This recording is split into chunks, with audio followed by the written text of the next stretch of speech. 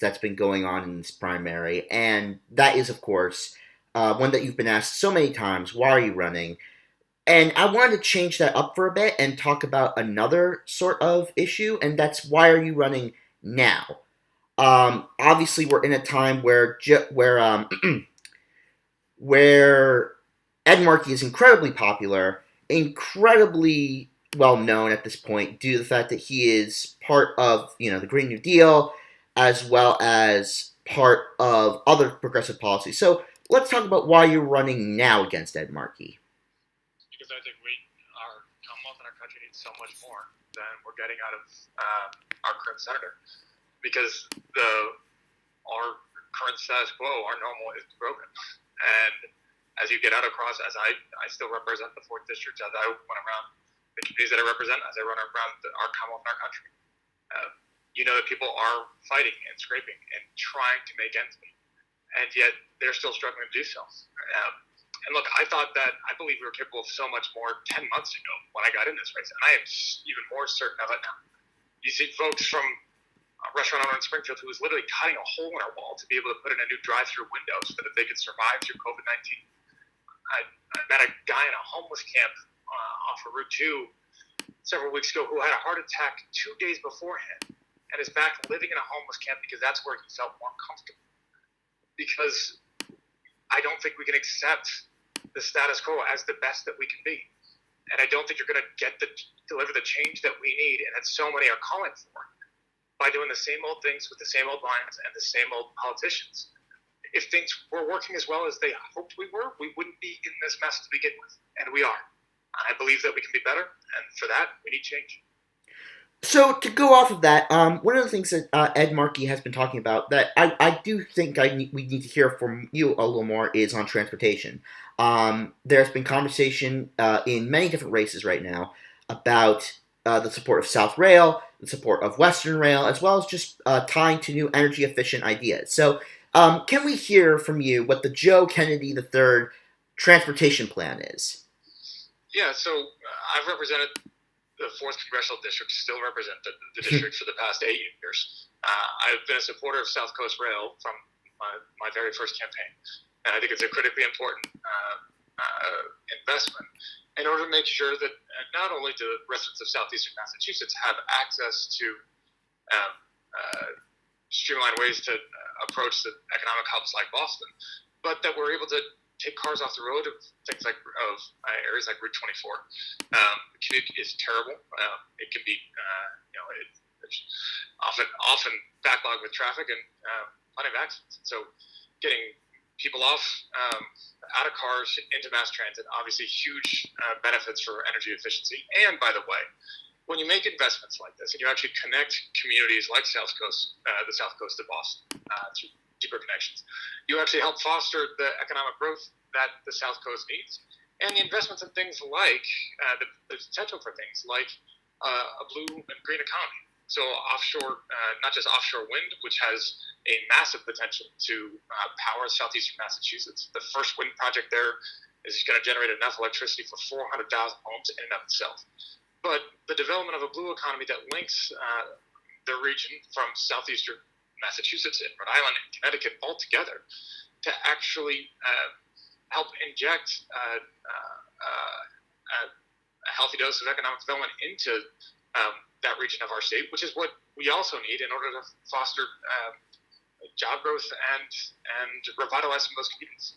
So South Coast Rail is obviously a big priority of mine. East-West Rail is a big priority of mine as well.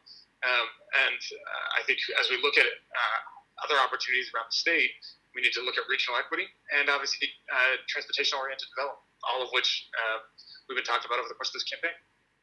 Great. So you have represented the 4th District for quite a bit of time, and now there are about 9 candidates running right now for your seat. You've made it clear that you're not going to be coming back to the 4th District. I'm sure the district will miss you. I know a lot of my family will. But, I do want your comment on this 9-person race because, when I see it, I think immediately of, oh my God, we are witnessing another Democratic 2020 presidential primary again. So your comment on the race, what you're seeing, what you're feeling, are any of these candidates qualified for your former seat or your Oh, eventual seat? oh, absolutely. It's an incredible series of candidates that have stepped forward to run for the fourth congressional district. I know many of them personally. I admire them. I think you've got a group of dedicated public servants that I have no doubt will be fully capable of representing me as well in the fourth in Congress. And I knew when I obviously, as you know, can't run for Senate and the House at the same time. I gave up my seat because I do believe that this moment is a critical one in our country, and I believe that it was worth taking the risk in order to get the type of representation that I believe we need out of the Senate. But I also knew that there was a dedicated, talented series of public officials and activists and public servants that wanted to step forward and will serve ably, capably, and I'm certain excel. No issue there, and I wish them well. Right. And talking about the Senate once more, I think for many, I think your rival Ed Markey could also agree on this too. Especially on an online forum, it's getting pretty heated. You have not just Twitter, Facebook, YouTube, all sorts of people, but on the ground here, it's very mild, I would say. So, one, if Ed Markey wins, would you endorse him? And two, do you want this primary to be remembered as something not so heated, or maybe something a little more? No, look, obviously, so I respect Senator Markey and the contributions made to our country, and I obviously think I'm going to win the primary. I look forward to serving in the Senate, but I will support, obviously, the Democratic nominee, and that's critically important. We cannot lose a Democratic Senate seat to a Republican, given what is at stake in this election, the potential we have going forward with hopefully a Democratic House and President, and if things go well, a Democratic Senate as well. So, absolutely. And with regards to the tone and tenor of the primary, look, I think you're right that on the ground out in communities, given the impact of COVID-19 and now deep into the summer, and the lack of attention that this race has garnered from traditional media outlets, a lot of folks are even unaware that this race is taking place, and that's obviously been frustrating for, I think, probably both of us, but certainly frustrating for me as a challenger to try to go out there and make that case. But online, the engagement has been, I think, pretty ugly, and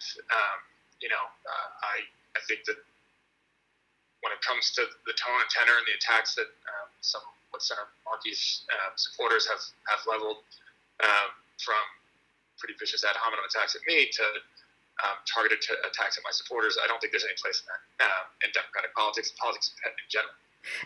You want to have a debate? Great. Targeting people that are supporting your opponent to try to stifle that discussion and stifle that dialogue and debate is literally, I think, antithetical to democracy, and that needs to end.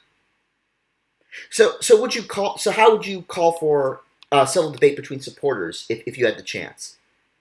So I've been clear about this through the debates that we've had, and when I've been asked about it in interviews and whatnot, is to say, look,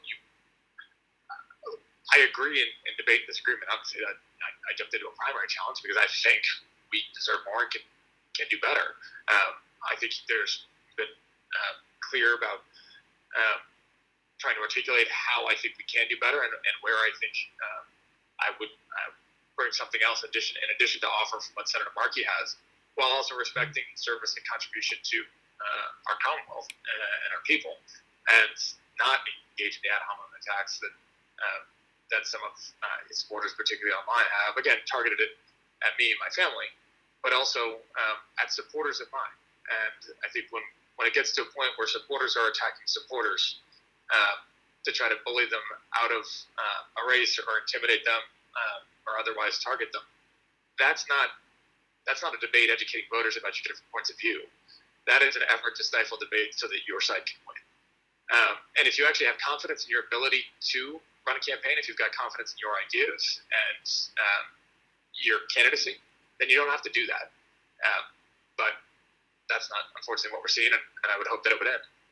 Well, it's about 1 month for that to change. And to go off of that, recently, there was a poll that was released by JMC Analytics showing you only about 4 points behind or 3 points behind, depending on where you put leaners in, to Senator Markey. Now, one area of interest that caught my eye was Plymouth County. That was an area I think that would be more beneficial for you, as well as I've seen you do okay in Western Mass, which is an area I think that is more beneficial to Markey. So, what I'm asking is, as we wind down in the race, we only have a month left.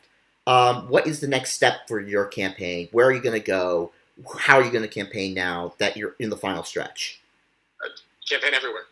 Campaign everywhere. I'm on my way. We're about to arrive in Pittsfield in Western Massachusetts. We left this morning at about before 6 a.m. and we'll be arriving back home tonight at about 10. So it's you go everywhere and you make the case to every person you possibly can about what's at stake and why I got in this race and really what I think a fully engaged U.S. senator that is going to fight for every single family across our Commonwealth, what that can mean for Massachusetts and our country. And, we were, because of COVID, I was largely locked inside for several months there, and we got a lot of time to make up for. But excited to be back out on a campaign trail to the best extent we can be. Obviously, still limited given the health restrictions and precautions that all of us need to abide by and we need to take very seriously. But it's great to get out and about. And I really appreciate the opportunity this morning. So thank you very, very much. And thank you for joining us, Congressman Kennedy. It was an honor to have you here. Thank you for joining us, and thank you all for listening to WCCS Wheaton College Radio. Tomorrow I'll be interviewing Asan Lecky for the 4th District. Thank you all for listening. Thank you, Congressman Kennedy. Thank you, and good morning. Thanks, Phil. Take care. Bye. Bye-bye.